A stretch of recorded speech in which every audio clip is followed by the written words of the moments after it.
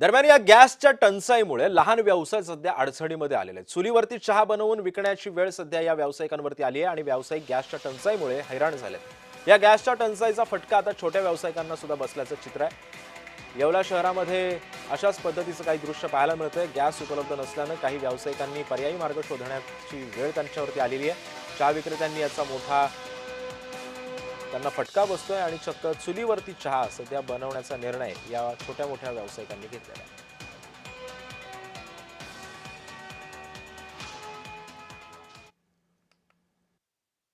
व्यावसायिक गॅस टंचाईचा फटका आता छोट्या व्यावसायिकांना देखील बसताना दिसतोय। आपण बघितलं तर येवला शहरात आपण एका ठिकाणी आलोय।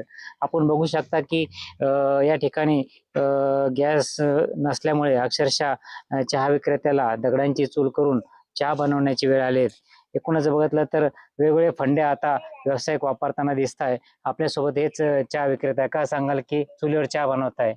हो का? की चुलीवर चहा याच्यासाठी बनवावा लागतो. व्यावसायिक गॅस बंद झाल्यामुळे मला चुलीवर चहा उकळावा लागू राहिला.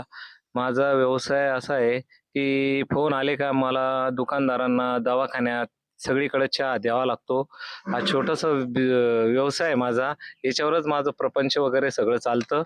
आता गॅस नसल्यामुळं मला म्हणजे माझा चहा लवकर लोकांपर्यंत पोहोचत नाहीये आणि धंदा करायला पण मला अडचण येऊ राहिली. माझी मागणी एकच आहे, की सरकारने लवकरात लवकर व्यावसायिक गॅससाठी प्रयत्न करावे आणि लवकरात लवकर गॅस मिळावा आम्हाला आम्हाला आणि आमची परेशानी दूर करावी. नरेंद्र बटाव, जे महाराष्ट्र न्यूज, येवला।